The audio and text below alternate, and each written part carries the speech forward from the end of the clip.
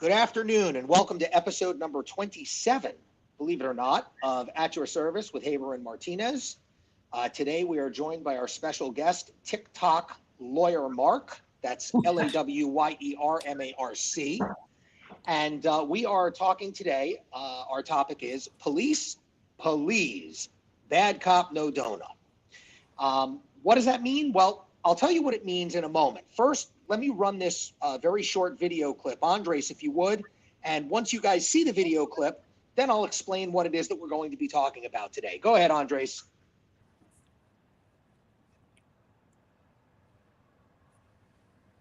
So y'all pay attention. There's no audio here. It's just video.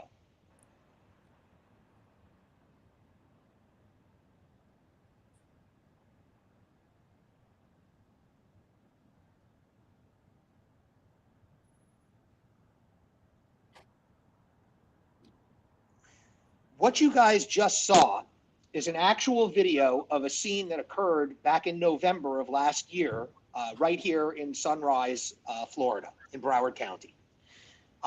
The situation basically, as I understand it, and I'm reading from my own notes that I compiled from news stories, is several Sunrise police officers had detained what was described as, quote, a verbally and physically resistive suspect. You can't see him in this video. There's other videos, and we will probably show you another one during the course of this show. But the suspect was a black male. He was shirtless. He was handcuffed with his wrists behind his back, and he had already been placed into the back seat of a police squad car. There were several officers around this squad car at this moment, and for reasons unknown, one of the officers, the supervisory officer, a sergeant, whose last name is, I think it's pronounced Pullease. It's Pullease. In any event, he, for reasons unknown, leaned into the vehicle with a can of pepper spray in his hand. He did not discharge the pepper spray. There's no stated reason because this is still a pending investigation, both criminally and with regards to internal affairs, so statements haven't been released. But in any event, he leaned into that car with the can, and a female officer who was on scene, who's only got 2.5 years on the job, as opposed to Sergeant Pullease, who has 21 years on the job, grabbed him by the back of his utility belt and pulled him away from the vehicle. Again, her statement hasn't been released. One can only suppose that she was under the belief that he was going to discharge pepper spray on a incapacitated subject, and she was trying to de-escalate. But again, that's speculation. We don't really know. What we do know is that she pulled him back, and he pivoted while he was being pulled back, and then using a Darth Vader-like chokehold, grabbed her by her neck, forcing her backwards and into another police vehicle that she was pinned up against. He let go of her almost as quickly as the incident occurred, and therein lies the story that we're going to be discussing today. The questions are many. And the reason that we're here today is because lawyer Mark and I were talking over the course of the weekend about this incident. He had posted the video on TikTok, and there were hundreds and hundreds of comments on it. Obviously, depending upon your take, you can look at this from any of a number of different vantage points, but we're going to try and look at it from our criminal defense attorney vantage points. Ed being a former prosecutor, myself a career defense attorney, and lawyer Mark having experience on both sides of the fence as well. And we may share some other stories that we have that are similar type incidents, and the fact that body cam existed here and how that plays into it. And that's basically what we're going to talk about today. So let me throw it on out to you guys and see wherever you'd like to start, and I'm happy to follow. Gee, it's about time. You've been going on for 4.5 minutes. Mark and I are sitting here. I get paid by the word, Martinez. You know that. Mark, I'll throw it to you first, man, since you're the guest. What do you want to say about this? What's your thoughts on this? All right. Well, what I did was, and what I do on TikTok occasionally, but with this particular one, when I saw it, I knew that this would gather a lot of attention and comments, and I like to generate discussion. So here's a lot of what I saw, and I was going through the comments. You have a lot of bullshit they have to kind of sort out, but most of the people that commented were in favor of the female officer, saying that she didn't deserve that type of treatment. I have a lot of law enforcement that come out also and comment. And one of the things that was pointed out was the training. And since the Floyd incident, the training has changed in a lot of municipal police departments and county police departments to include de-escalation.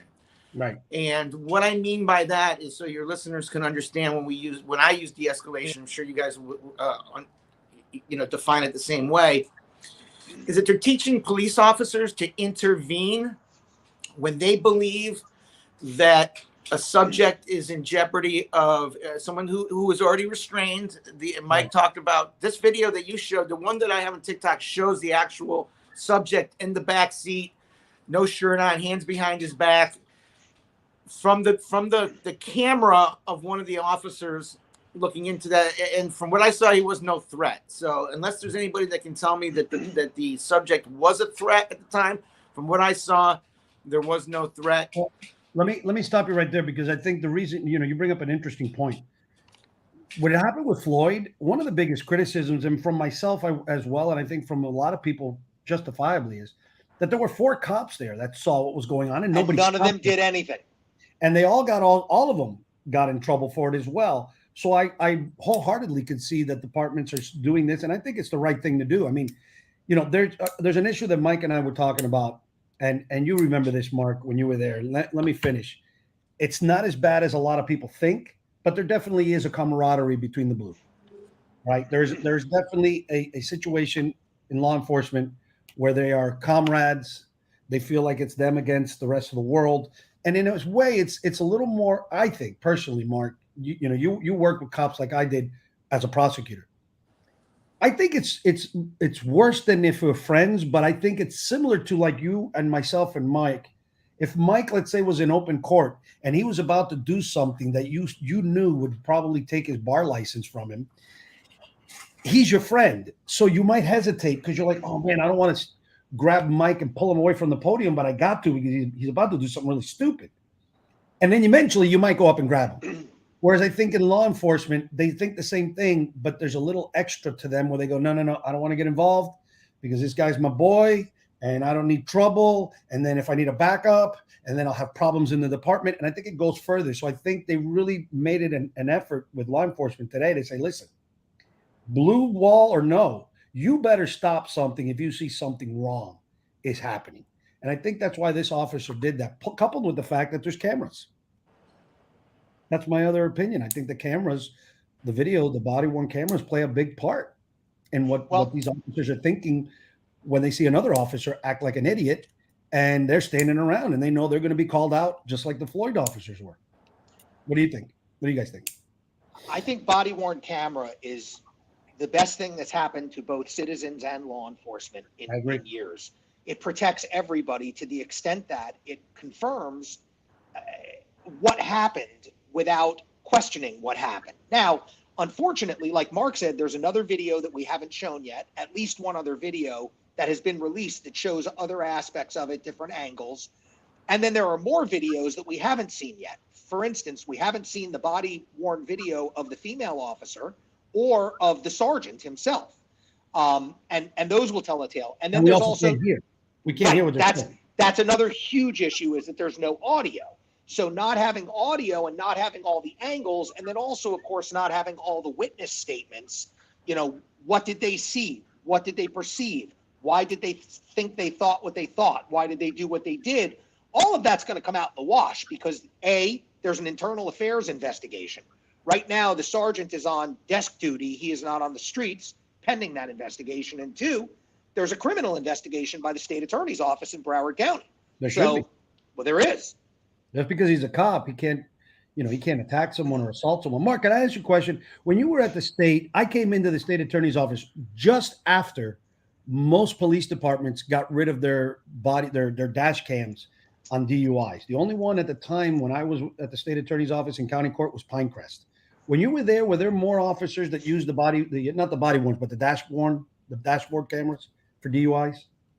I didn't do DUI. I was a lot of the stuff that I did was I'll tell you what happened to me is I ended up in front of a federal grand jury for taking the testimony of the Miami Street Narcotics Unit for a year in pre-files. Okay, writing down things based on testimony, which later came back to the feds as being a lot of misrepresentation.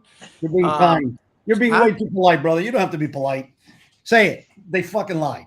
Not misrepresentation. Well, yeah, and then I'm going back to the '90s. There was a shooting during a search warrant of a grandfather. That there was a lot of bad stuff to put a state prosecutor I remember that in front of a grand jury. So the camera thing to me was I really wasn't even involved in that technology at the point. But let me go back here for a second because this is really important.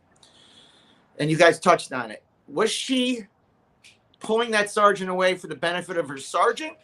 Or was she pulling him away for the benefit of the kid in the back seat who was about to get an eye full of pepper spray? Does it matter?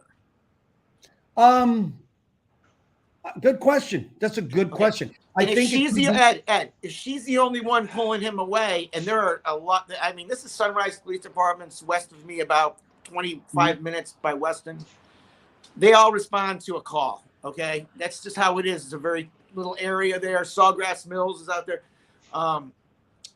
You had more than her standing around watching this, and she's the one that I mean, if you watch her, she was like a speed rusher and a quarterback. I mean, she was one of up there, and she was one of the cops that was farthest away from the sergeant. There are two cops. The body worn camera we see, that cop is actually closer to the sergeant than she was.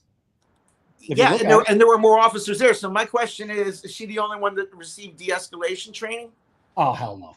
Or is she the only one who cares? She is. How many years has she been with the department, Mike? You told me 2.5. But if you watch her, it's instinctual. She's not sitting there going, huh? Right. Exactly. No. Okay. You guys watched football yesterday? She's a pass rusher. She was like, boom, boom. There's my target, pulling them out. That was the end of it until he turns around and physically. Not just that, Mark. I think she hasn't had enough time to be indoctrinated into the culture of, hey, it's a blue wall. It's us against them. And, you always got our backs no matter what. Now with cameras. Ed, I got to tell you, we all have a lot of law enforcement friends. And we all know that our law enforcement friends will talk to us off the record. They're very candid. They're our friends. They talk to us like they would anyone else. But they don't go on the record. They can't. And they won't. Because they're not going to jeopardize their jobs. But I know from my experience with my Leo friends, the only person who dislikes and fears a rogue cop more than a subject on the receiving end are other cops, because those rogue police officers are a danger, a mortal danger to every other officer and their pensions and their families and their careers and everything else. So, I think apart from what Mark was talking about in terms of the way that these things have developed, and de-escalation has become a strategy, and there's what they call a duty to intervene, in these police reform pressures. It also has an awful lot to do with that own blue line, right? Because these guys, they're going to protect their own until it threatens themselves, and then they don't want a bad cop in the mix any more than anyone else does. Right. But I think I agree with you, and but I also think that's why the other ones didn't get involved. I think they're thinking, you know what? If nothing comes of it, fine. But if something comes of it, they'll definitely speak up. And let me make sure I'm crystal clear with everybody watching. I don't think I cannot in my mind fathom any possible justification for what this sergeant did. None whatsoever. I think it's wrong. I think he needs to be fired and probably prosecuted. I personally think criminally. The thing that bothers me the most about the situation is the guy is cuffed in the back seat of a car. Like, what possible reason could he have had? We were talking about this, and I was thinking, what could it be? Suppose let's we don't know, but suppose this guy gets cuffed and he starts telling everybody, watch out, I'm going to come after you and your family, and I'm going to kill your kids and your wives, and I'm going to murder them all. I mean, maybe I could see somebody getting upset at that. I could see somebody losing their cool, and I could see them going off. But you're a cop, right? You don't do anything. And even if he did that, all he did was say things, say it right back, talk right back to him. I got no problem. If that was the scenario where a cop says, oh, really? Okay, when you come after me, you better come loaded because I'm going to be watching you and you're not going to be cuffed next time. Fine. But why did he have to pull out this pepper spray? I cannot fathom any excuse. None. I can't come up with it. And I think the female officer felt the same way. And getting back to your question, Mark, I know it could have been both. She could have been trying to protect the defendant and the officer. Could have been one or the other and not both. But at the end of the day, either way, she did the right thing. It's my opinion that this de-escalation training is more for protecting the officers amongst each other than it is for protecting anybody in the backseat of a police car. Okay? Because otherwise you have a situation where everybody's standing around watching, and let's say that this played out and the subject in the backseat of the car was physically, whatever, something happened that shouldn't have happened, a standard arrest. This is for the officers to keep an eye on each other. Yet, okay, so she's doing what she's trained to do, and she's pulling her sergeant back. Not okay. You can argue, okay, to help the kid in the car, absolutely, but to help her sergeant from putting himself into a hole, which he ended up taking to another level and putting himself into a criminal. If we're going to go into conspiracy theories, let me tell you what I think the policy was. It's not a conspiracy, Ed. No. I'm joking. I'm being facetious. I think the real reason that the policy was implemented was not only to protect fellow officers. That's minor. The real reason was legal liability. Honestly, do you want me to tell you why the audio was bad? Legal liability. Wow. Law enforcement departments and mayors everywhere are like, dude, we cannot have these fucking cops killing people and then suing us. We're going to be bankrupt. We've got to implement something that if something happens, we can go to court and say, not us. We did everything we could to protect the citizens. That's this cop who acted like a rogue cop because we train and we have classes and we do all this other bullshit. Honestly, that's what the policy was for. Now, what that officer was thinking, I don't know.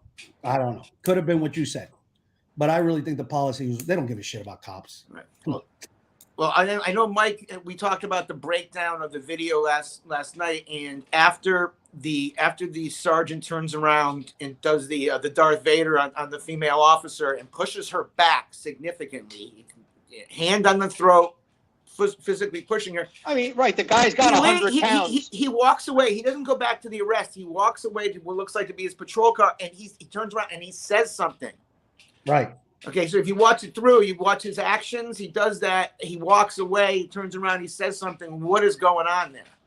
That's the other thing. That guy is huge. He's got. Does he really need pepper spray to intimidate anybody? Because I got to be honest, I don't get intimidated easily, and that guy would have fucking intimidated me. He's a big fucking guy. And he lost. I don't know him. I can't judge him on anything prior to that. I haven't seen his record. Haven't seen anything, and I will not judge him on anything except for the minute that I saw him.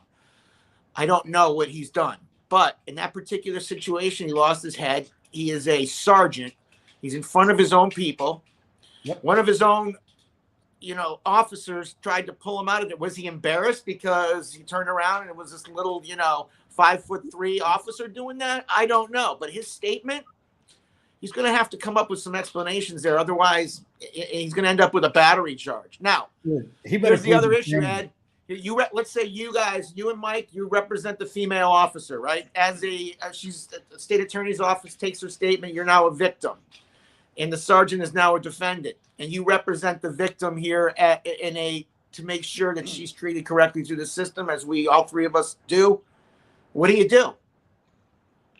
What do you do with the female officer who now becomes a victim against her sergeant under the state attorney's office under subpoena? Now it's a mess. What do you do? Where's the thin blue line now? No, there can't be. She's got to testify.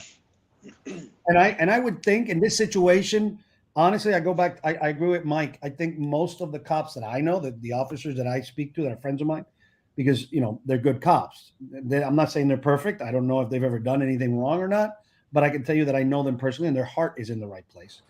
They would all be on board. They'd all support her. They would all say, "Listen, she's." How far, Ed? How far? Because look, and I agree. There's nothing worse than a bad cop, but there's nothing better than a good cop. Correct. It works both ways. Now, She's got to go as far as. Listen, I'll tell you how far.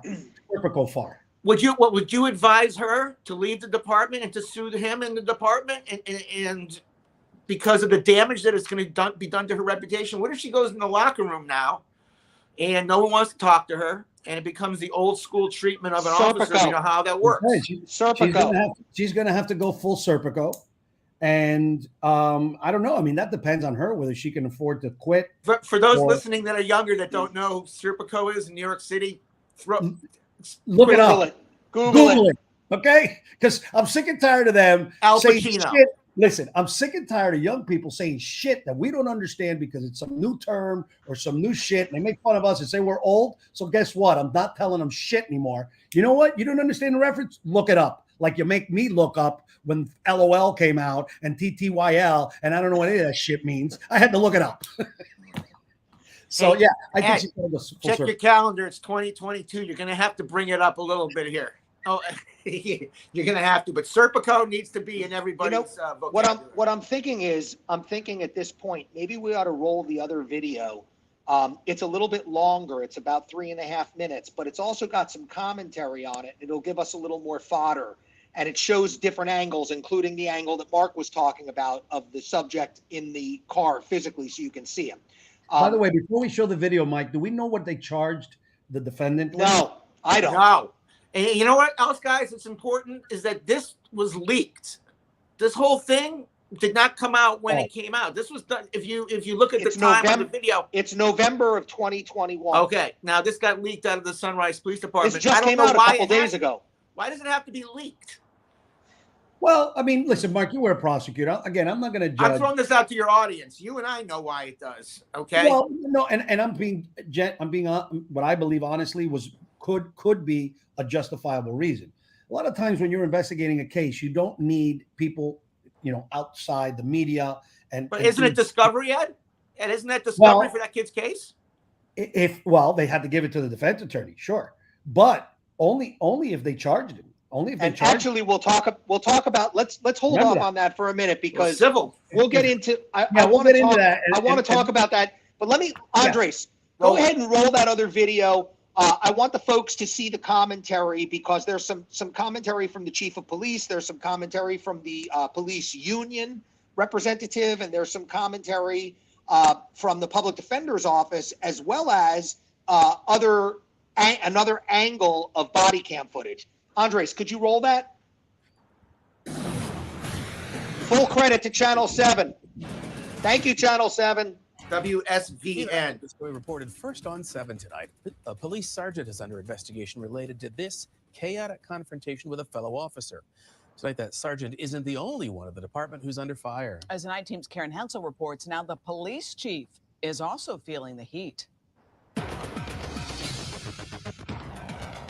That chief will be so pissed. Body cam video showing Sunrise Sergeant Christopher Pullease grabbing a young officer by her throat has stirred passionate responses on social media, with some people calling for the sergeant to be fired or arrested. The initial contact between the sergeant and the officer was his hand against her throat. The incident happened November 19th, but only came to light after a tip led 7 investigates to ask Sunrise Police about it. Sergeant Pullease is seen leaning into the police car where a cuffed man arrested for aggravated battery is sitting. The chief says he aimed pepper spray at the suspect, but did not use it. Suddenly, a 28-year-old officer races towards the sergeant and pulls him by the belt away from the car.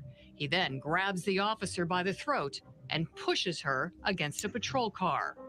But now the sergeant's union is firing back at Police Chief Anthony Rosa, who talked exclusively with 7 Investigates in an interview that aired last week. When he went up and put his hand on her throat, what was your reaction? I find this behavior to be disgusting. I think the video speaks for itself. In this letter sent to the city manager and commissioners, Union President Steve Negron wrote, "We are extremely displeased with Chief Rosa's unprofessional conduct during this investigation," adding the chief has clearly already made up his mind as to the outcome. The union demands Rosa immediately recuse himself from the internal affairs investigation.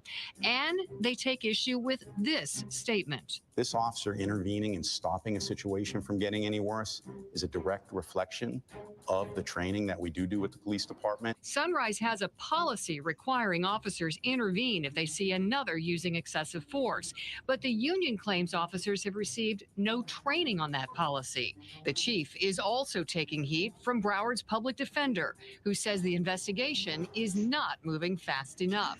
In a letter to Chief Rosa, Gordon Weeks said 410 individuals have pending cases in their office for battery on a law enforcement officer, and all were immediately arrested. And those individuals are not given the same bit of patience. They're not given the same bit of deference. They're not scrutinized with respect to whether the facts support the charge or not. If any one of us would have engaged in that type of conduct, we would have been arrested immediately on site. Sergeant Pullease has received the Medal of Valor, the Officer of the Year Award. 46-year-old Christopher Pullease, who has been with Sunrise Police for more than 21 years, was promoted to sergeant in late 2020. The union taking issue, and now the chief taking issue.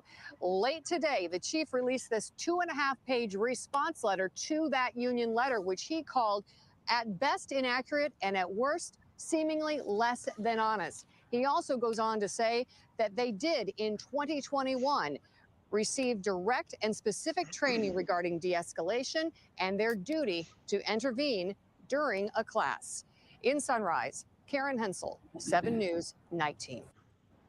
Thank you, Andres. So look, now you all have a little bit better idea because we've seen the different angle. You've seen that this man was clearly handcuffed from behind in the police car. You can see that he was backing up and trying to force himself away from the officer as he was coming into the car. You can see that the guy looks like, the officer of police looks like Goldberg. I mean, he's a monster. You can clearly see the female officer rushing to drag him away because from her perspective, that apparently was required. And all of these other issues that have crept up. Think about what the public defender said. If it were you or Mark or lawyer Mark or I or any of us that put a chokehold on that officer, nobody would ask why. The why of it would be completely irrelevant. We would be in a jail cell. Well, I will say this. You're right. As far as the last thing, there's 2 things I want to mention. Well, 3, if I may quickly. The last thing, I think you're right, but if it was us as civilians. In this case, I think it's a little bit of rhetoric on the part of the PD because this is an officer. So part of officer's job is to touch other people unintentionally, which is a battery, right? We can't touch anybody unintentionally, but a cop, that's part of his job. I mean, if he goes to arrest somebody or pat somebody down, they go, fuck you, I don't want you to touch me. He's got to do it anyway. So he's not going to be arrested for that. So I understand why they want to look into this a little more. Plus, you take into effect that while there's plenty of bad cops that do stupid shit like this guy and worse, if you look at it in the bigger picture, it's really a very small minority. I'd say 1 or 2%. So they probably want to make sure before they do something that this guy really did commit a crime because some of the laws that apply to us don't necessarily apply to them. But I want to point out, Mark, did you see what the chief of police keeps repeating? The chief of police wants to keep repeating that her trying to de-escalate this is a direct result of the police training. And that's because if there's a civil lawsuit, if the police department can prove that they did everything possible to stop this from happening, the only person you'd be able to sue is the cop individually. So he's trying to protect the department by making sure that it's out there, that they were trained to de-escalate, and that's why she did this. God forbid that anybody sues for this guy's actions that they're trying to keep out. And lastly, I think he's going to be in trouble because I think he did commit battery by strangulation. Even if he's going to argue, correct me if I'm wrong, you guys were all defense attorneys. Legitimately, try to defend this cop. There's no self-defense claim. There's no self-defense because even if she pulled him by his belt, but she let go. So on that point, I want to bring something up on that last point. I want to talk about a rush to judgment versus due process, right? So again, I understand what you said about the difference between the police officer and a civilian in this case, blah, blah, blah. But it's very important. And when we talk about the responses that lawyer Mark was getting on TikTok to this video, and how passionate people are one way or the other, why is that? It's because They've got a preformed opinion. They have made a judgment based on partial information, and they're just not willing at this point in time anyhow, maybe never, maybe they will, who knows, they could be rational, but they're not at this point in time basing that opinion on a due diligence and due process argument. So the officer, his actions, Officer Sergeant Pullease's actions in this case, need to be viewed through a different lens. We need to know the why of it. We've already now seen at least 2 different angles, but you could see from those videos, there were 4 or 5, maybe 6 police officers there. That means there are 4 or 5, maybe 6 different angles. And again, we have no audio, we have no context. And one more thing I want to bring up on this is, what about the accused? What about the guy? This should have no bearing whatsoever on his case. I don't know why he was in the backseat of that police car. Maybe he was loitering. Maybe it was a burglary. Maybe it was a carjacking. Maybe it was a domestic. Maybe it was nothing. Maybe it was an unlawful detention. I have no idea. But the snafu between the sergeant and the female officer has no bearing on his case. Right. I think I do know. Let me rephrase that. I have a guess as to why this officer felt or tried to pepper spray him. If you look at the video, you got to look closely, but look at the bottom of the video again when they're focusing on the defendant. His right foot is outside of the vehicle. So it's possible. I saw a video of him with his face, his no shirt on. He is clearly trying to squirm away from the sergeant who's about to pop him. Okay. Oh, you can see he's saw that using his feet. He's using his feet to skirmish backwards to get to the far side of the police car. But at the beginning of the video, his right foot is outside of the police car. So maybe again, right? You missed the part where he's trying to kick away because he's handcuffed to the other side of the back seat. Listen, Mark, let me just finish what I had to say because I didn't see the rest of the video. All I was going to say is, again, another possible scenario, but I guess you've seen more videos, so it's not. But what I was going to say is maybe the guy wouldn't want to get his feet in the car. I've seen that happen where people don't want to get in the car. That's what happens. He's already in. Nah, this guy's already in, Ed. He's in the car. There's no arguing that point. He's in the car. Don't get me wrong. I still don't think pepper spray was the right thing to do, even if he was refusing to get in the car. But I have no idea what the hell was wrong with this guy. What's interesting? What's curious is, could be. What's curious is he didn't pepper spray him. You know, so apparently he was just trying to make some kind of a point with the pepper spray. I guess better pepper spray than a firearm, right? Because if the firearm accidentally discharges, that may be, you know, something you don't recover from. But still, what the hell could this guy possibly have been going through his mind that was an appropriate thing to do, given those circumstances? And if he doesn't, that's what the female officer saw. She sees him, you know, drawing for the pepper spray, about to pull it out. She's there watching what's going on. And I don't think she sat there and thought. She relied on her training. She went and pulled herself. Did this de-escalation, guys? Let's not kid ourselves. It's not so much for the subjects that are in custody. It's not. We talked about it. It's to protect each other, so we don't see an officer on the news who is. You don't want to see another. You don't want to see another Derek Chauvin. You do not want to see another officer choke out a guy over 8 minutes time while 3 other officers sit around and shoot the shit. But it's not because they care about Derek Chauvins of the world. It's the brass. It's the brass that is like, we cannot afford to get sued. If we get sued, we got to have our shield to say, we did everything we could to prevent this from happening. Don't sue us. They don't give a shit about the Derek Chauvins or the Pulleases of the world. By the way, notice something else that came up, which is, again, may mean nothing, but I think it's very interesting. That he'd been in the force for 20 years and just a couple of months prior to the incident was promoted. Finally became a sergeant. Well, not everybody wants to be. Look, not everybody wants to be a sergeant. We don't know. They didn't have body cam back in the day either. Okay, so Lawyer Mark brought up another really interesting point when we were talking about this last night. So we were talking about the union guy, right? The union guy is belly aching about the police chief and this and that. And the other. So why are they not worried about this female officer who got choked by another officer? Why is the union seemingly not concerned about that?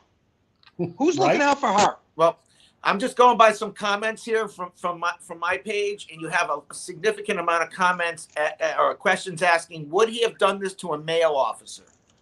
How about one his size? You knew this was coming, okay? Female, male. Can I tell you something? I have a feeling this guy would have beat the shit out of a male officer. I really do. Maybe. I have a feeling he would have cold cocked him. He grabbed her by the throat. I think if you look at him, he grabbed her rushed by the out, throat he is wanted to pretty beat her ass, aggressive. and he just grabbed her by the throat so he didn't punch her. I think he would have beat the shit out of a male cop, or at least tried. You know, he's a big guy. I think public confidence is eroded significantly. Not that I think. I know it is because I'm seeing what civilians are from all over the country are putting there, and they have a real problem with this cop, and they think he should be arrested. I think so too. But this is the public. This isn't a bunch of lawyers sitting around. We're contemplating. We're hype. You know, this, that, and the other. Yeah. They're seeing what this guy did. They're seeing what she did. What she did, was it so bad? Was it so dangerous that he had to turn around and jack her up like that? But I will say one thing about the difference between the public and us. We have had training, and most of us hopefully understand that it's better that 100 people go free than one innocent man be found guilty. And we all know why. We've gone to law school. We've seen cases. I mean, we've seen a lot of cases where people are innocent going to prison for 20 years. So while the knee-jerk reaction is what the common person does, and I understand that completely. I used to be one of them. We as lawyers are the ones that are there, should be there to tell them, slow down, guys. Hold on. Sometimes it looks really fucking bad, but we got to get all the answers so we can be 100% sure when we convict this guy that we got the right guy and he's guilty. So while I sit here, I agree with everything everybody says. To me, it looks like battery by strangulation. I don't think he's got a self-defense argument because she releases. And remember, we're trying to teach the audience some stuff that they may not know. If you are attacked, but the aggressor retreats and then you attack, then you become the attacker and you could be guilty of a battery. I think it's like the old joke that you can't shoot the guy when they're fleeing your house and running outside on the front lawn. You can't shoot him on the back, but if you do, drag him back in the house. Right. Exactly. Yeah, there's no duty to retreat, but so yeah, I think this guy's. I mean, I'm sitting here, unlike probably most of the audience, and I get it. Again, it's not a judgment or criticism. We sit here as lawyers, at least I do sit here as a lawyer saying, okay, is there any possible defense? Is there any rational explanation to this? Before I Well, again, we don't know what was said. You know, you can't hear the audio. It might. You know what, Ed? It might. And so my look at it is this. And you know, lawyer Mark and I right now have a very serious case up in Broward that's just starting. And it's the same type of thing that goes through my head with that. It's due times 2. You know how I use up times 2? It's due times 2. Due diligence and due process. And that we don't know the answer. So to jump to the conclusion, yeah, it's okay to start with a premise, but don't make it a conclusion. Just keep it as a premise. Right? How would things change here if, for example, the officer, when she was pulling on his belt, we hear the audio now, and you hear her say, "You pepper spray him, I'll fucking shoot you in the fucking head." I don't know. And I don't know. Again, I'm just saying for my part, I would like to know as much as I can and have as many blanks filled in before I take my premise to a conclusion. And it may very well. I happen to agree with you, and I think lawyer Mark agrees with both of us as well that it's going to be virtually impossible to come up with a rational, viable, reasonable, responsible, ethical, understandable justification for Sergeant Pullease to chokehold this significantly smaller female officer who had the temerity to try and remove him from a scene. And he is the senior officer on scene, right? He's the ranking guy. So maybe it was bruised ego. Maybe that had something to do with it. Maybe it was, who does this rookie or who does this woman, maybe it's misogynistic too. Who does this woman think she is? I don't know. I don't know and I don't know what the relationship is between these two. Maybe they're having some kind of a sordid affair that we don't know about, you know? Again, we don't know the facts. Not that it would justify it, you know, but I'm just saying I don't there think are other reason. There's no. I mean, I'm trying to rack my brain around every crazy. I mean, even the last thing I offered that maybe the female officer said that's ridiculous. That's crazy. Like, I really would be beyond shocked if something like that happened. But I mean, at the end of the day, I think we need to just look at this and give them time to figure this out. Shouldn't take them too long, to be honest. I do agree with the PD on that part. That's due times 2, due process and due diligence. You got a video. They can hear it because they have the audio. They just haven't released the audio. You can hear what happened. You saw what happened. They got the body worns from way before. They got the body worn of exactly why they arrested this defendant. Like, it shouldn't take more than 60 days, 90 days to do this. Well, the union's jamming this up, and that's what problem I have here is the union is sticking up for her and not for him. I haven't heard any statements regarding her, and that's a problem.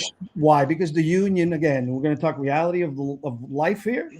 The union's job, one of their jobs is to protect officers that are going to be arrested. She's not going to get arrested. She's not in trouble.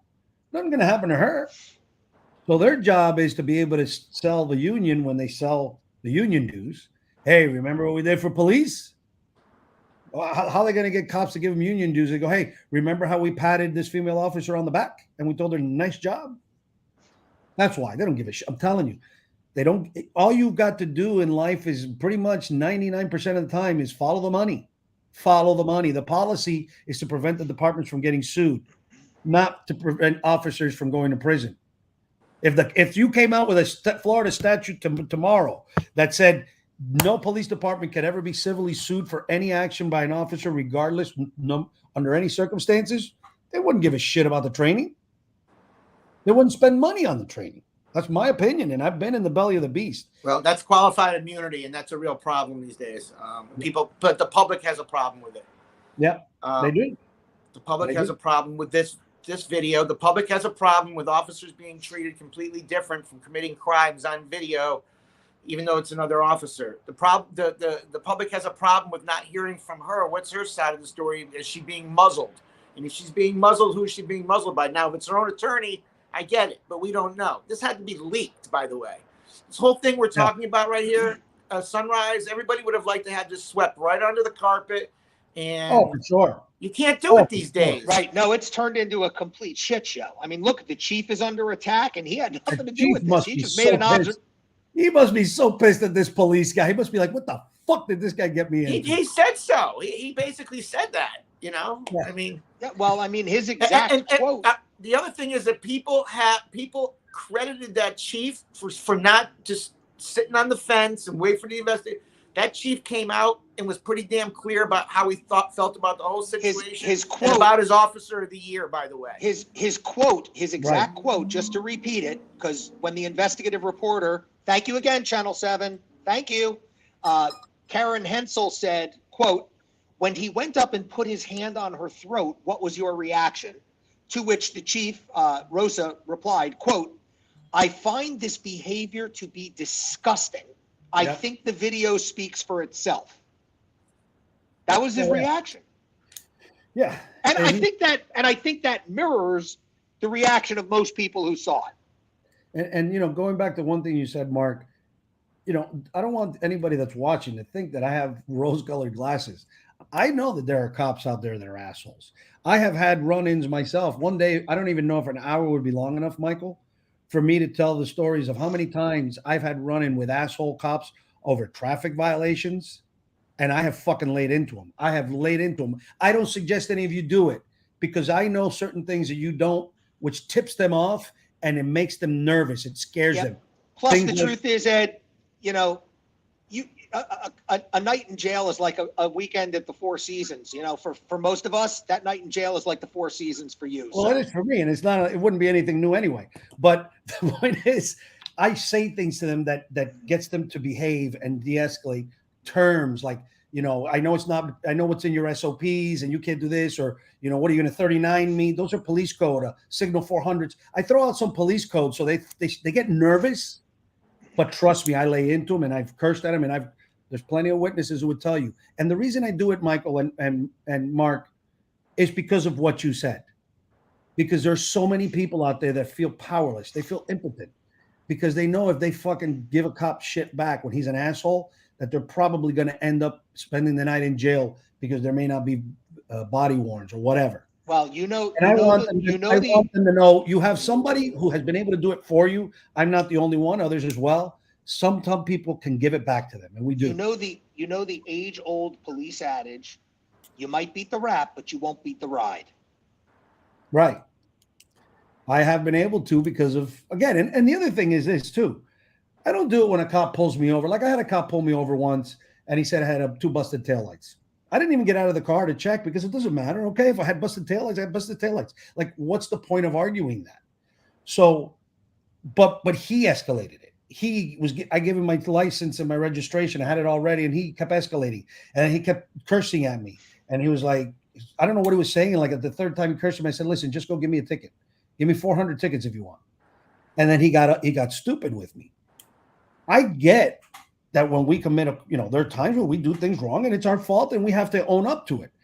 But when they cross the line, and there are many that do it, I know they're out there. So I don't wear the rose-colored glasses. I really in my heart of heart believes the cop's a dick. I really in my heart of hearts believes he should be fired and prosecuted, both. But I still say let's just wait. Let's make sure. Well, I look at it in terms of if my telephone rings today and it's Sergeant Police on the other end, and he's like, listen, I need to talk to you about retaining my services. Well, guess what? This interview or what we're talking about here goes very differently now that I'm representing the sergeant. And one of the things that I did have a problem with people commenting on my page was they started to say, well, if he's doing this at work, imagine what he does at home, possibly to his wife. I had a big problem with that. Yeah. Okay. First of all, we don't even know if he's married or not. Okay. And second of all, there's no evidence to indicate that he's ever had a bad day on the force. Right. No, in fact, there's evidence to the contrary based on his, commendations that they talked about. So, we if anybody's going to take a look at that end of it, again, we think that way because the phone could ring at any minute and it could be him, and we got to come up with something. That being said, when I look at the video, I take myself all the way to my closing argument. How am I going to convince a jury that my client acted in any way that was proper whatsoever on the day? Because I will give him every benefit of the doubt, but I will also sit him down as a client and say, we're working this out. Yeah. This has been shown on every social media platform. I don't even know if I can get a fair jury for this guy. I think social media is spinning on this thing. It's as we sit here, it's spinning. I think we also need to put this in perspective too, right? Because look, it's bad. There's no way to call this anything other than bad, but it's not Chauvin bad. Okay. Right. He didn't shoot her. He didn't beat her down. She didn't get bludgeoned. She didn't go to the hospital. So again, it's bad, but it's not horrific bad. So, and lawyer Mark brings up probably the most important point for the three of us and for our audience in terms of a pro tip. When we look at things as defense attorneys, we put a different hat on than we do when we look at it from our own personal lens. So we can critique this personally, but if we got the phone call from Sergeant Police and we had to look at this from the perspective of a lawyer who was going to represent him, it would be a very different outlook and attitude. Now, we still need to pay very close attention to the reality of it, especially as the defense lawyer on the case. You'd be an idiot to ignore it, but you have to treat it very differently as well. Yeah. And I think pretty much what I've been doing here today throughout the whole show is playing the defense attorney. And I think we do it also. And I want the audience to know this because this happens to us a lot, right, Mike? Where people say, how can you defend a child rape molester or murderer or this? And I tell them all the time, I don't defend anyone. The only thing I defend as a defense attorney is the U.S. Constitution, that everybody's entitled to be innocent until proven guilty. It does not say everybody's entitled to be innocent until proven guilty unless you really are guilty, and then fuck you got no rights. It says crystal clear, everyone, even a guilty person, is entitled to be presumed innocent until proven guilty. And the reason that we all do this is because today it's the guy who's guilty. But tomorrow it's the guy like we've seen that had to spend 24 years in prison because he didn't have a lawyer that said, no, my fucking job is to make 100% sure he's guilty. That's why we do it. And the other thing I want to say before I forget about the officer, to the people that are watching and you think, and it's true, Mark and I were prosecutors, we can tell you a vast majority of officers do believe in the blue wall and they're all a gang and they're all in it together. But as Mike pointed out, there are some that are not. And here's proof. Here's a small female officer who's been in the department for just 2 years. and she jumped in and she did something. I maintain that the majority of officers do not want to see this type of stuff go down. Right. For whatever reasons. It could be selfish reasons for themselves. It could be altruistic for others. But the bottom line is they know the blowback to them is bad. And more importantly, they're there because they really want to do the right thing. For the same reason that you said you do what you do as a defense attorney to defend the Constitution so that an innocent person doesn't go. Well, you know what? Most cops take that job for the very same reason, so that they can protect and defend people who are helpless, people who are victims, people who have been injured from predators. That's what they do, and that's why they do it. Yeah, and they do take it seriously. They do. Now, the other comments that I've got in here from the military folks. The military folks look at this very differently. What do they see? Well, first of all, I have to, before I even would engage that, the circumstances are very different. Military is not police. They're not policing in a community like that. Military, you're in the field, you're in a theater of war. If your sergeant is doing something with a prisoner, and it's supposed to be under Geneva Convention rules, you don't put your hands on your sergeant out in the field, in the theater of war. You do not put your hands on an officer in the military. And by the way, that was something that I thought of. That's very different, though, right, Ed? We're not talking about, so that needs to be, some people are thinking there, well, what about, I was in the Army, and Jesus, you ever put a hand on a sergeant, you're going to be a court-martialed, you'll be in the brig. Okay. But we're dealing, just because we have ranks here, we're dealing with a very different structural and organizational system that has been morphing in the last couple of years because of video cameras. Our soldiers do wear cameras, but it's not for our benefit or the public's benefit. It's for their own interior. And I agree that the military is much different than police. Much different. I don't want to compare them. It's not comparable. But I did think something when I saw the video. Now that you mentioned that, when I saw the video back then, I thought the same exact thing, wondering if Pullease, this officer, maybe was in the military, and what bothered him was that she grabbed him, and he's a superior officer, and in the military, you can't do that. But again, not to justify what he did, just maybe there was just a snap reaction from him, because in his mind, you can't do that. So Sergeant Pullease or Sergeant Barnes? Remember Sergeant Barnes? Elias? So you like Elias, huh? Remember Sergeant Barnes when he wanted to have the village executed, and there was some issues there, and a little bit different. Yeah, it's not even. I just wanted to draw a distinction. So yeah. By the way, for those, just the people, for Ed's audience of younger people who don't get the references, you need to Google a Platoon also. If you haven't seen it, you should. Right. You got Tom Berenger. That's right. I forgot his name was Barnes. Yes, exactly. Tom Berenger. Right. And on that topic, look what happened. That's just a movie, but I forget where it was when the officers were posing with the naked hostages and pointing at them and all that. Remember? But that's Abu Ghraib. That was the okay. And let me stop you right there. If you want something a little bit better, there's a movie that's out on pay-per-view right now. It's called it's with Oscar Isaac.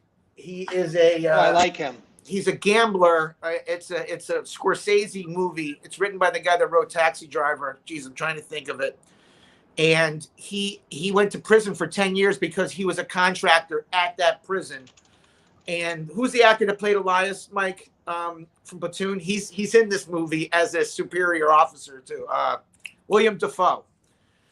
So that's interesting that you brought that up. That in itself, Ed, is a whole. Well, here's my point that I was going to make. Different sociological experiment that happened there. But you're not supposed to touch your superior officer, and we all know that. But even to this female officer's point in this case, those soldiers in Abu Ghraib got in trouble. Some of them didn't do it, and they just stood there, and they were like, "Well, why did that happen?" You're not supposed to just let that happen.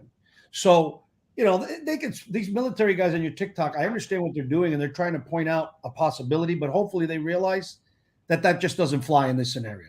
Right. Now, this is a civilian population. This is right. We're on U.S. soil. We're talking about a prison that's on a black ops site. Okay. And he was about to pepper spray a fucking handcuffed guy in the backseat of a car. Like, come on, man. That's not standard. That goes, on the contrary, if it was military, it'd be something along the lines that would be a violation of the Geneva Convention, which everybody knows. These military guys will tell you, You can absolutely touch a superior officer if you're preventing him from violating a Geneva Convention crime. So come on. No, I'm not buying it. The only thing I can think to that is maybe he snapped, and in his mind, that's why he grabbed her by the throat. But she He was did the out right of control. thing. Yeah.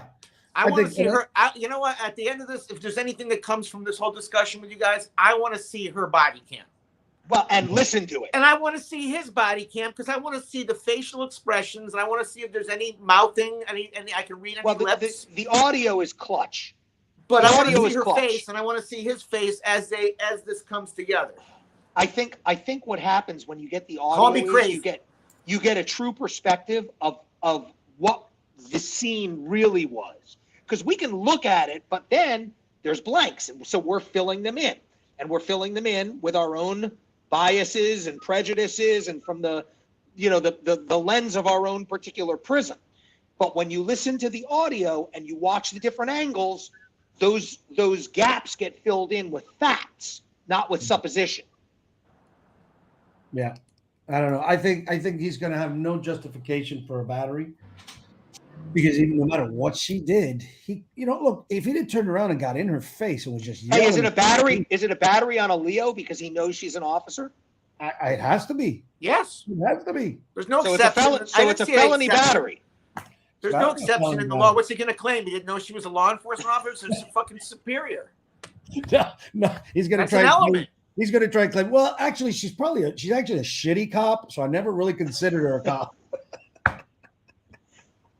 I still think. Go ahead, Mike. I'm sorry. No. I'm taking it back before I say it because it'll wind up landing me in hot water. I'll keep that particular thought to myself and let the audience guess. All right, let me just say. What if 10 minutes after this all occurred that the sergeant came back and gave her a hug and said, I don't know what happened, came over me. You were completely right. I was wrong. This is just horrific. And, and it was an all-out apology. I'll tell you what happens. If that's caught on body cam, it's called a confession, and it'll be introduced against him and seal his fate. I don't think there needs to be a confession here. Yeah, no. But there could be backdoor deals if he would have come in. I could tell you as a prosecutor, and as a victim, if I was the victim, if the officer came in very contrite and apologized and everything, I still think. Well, he's resigning. That's what's going to happen here. Correct. Let me. At the end of the day, I still think he would have to resign. He will resign to avoid charges. And let me throw one more hypothetical out at you. What if she decides, no matter what if her position is, I don't care. I'm not prosecuting this case and I'm not cooperating with the government. I'm not going to be involved in this. I don't care what he did. I didn't like it at the time, but I don't care now. Draw the parallel to any domestic violence case that we've had where the people don't want to prosecute. Yet the state attorney's office says, we don't care. We're going forward. Now what? If I were the prosecutor in this case, I always complain about how the state attorney's office does it with civilians, where there's a domestic violence, and then let's say it's the husband that allegedly beat the wife, and then the wife comes in and says, "No, I don't want to go forward. I don't want to." Well, she's not in a position to do that either. She'll be, she's a cop, and she's under. Hold on. And they push it. Well, I have a problem with that in that scenario. In this scenario, I don't. I think the state should push this, and they should compel her to testify, and they should do whatever they have to do to prosecute, because here it goes beyond what she did to him. In my mind, as a prosecutor, this goes beyond just what she did to him, what he did to her. He did this to you, and you are a victim. But this is also what Mark brought up. This goes to the public trust in an institution. I cannot let this go as the prosecutor, because I took an oath to protect this county. So no. I need to make sure. I don't have any audio if you guys can hear me. You're missing a great link. We can hear you. So anyhow, I'm cutting it off anyways because we're at the 3-minute mark, and Martinez has gotten way too passionate. But here's what I want to say. I want to say that this has been an absolutely great conversation. It was really excellent that I think Mark just got cut out. This was a great conversation. It was happened to be a current event. It's local. It doesn't get more real than this. I think we had a great discussion about it. I really appreciate Mark coming on. For the audience, please, Lawyer Mark, LAWYERMARC on TikTok.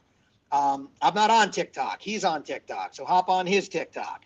I don't know. You on TikTok, Martinez, or is that No, beneath you? I am not. I'm not. I don't even know how to do it, but maybe we should. Maybe we should. get Well, on TikTok. listen, for now, it's all about Lawyer Mark with a C.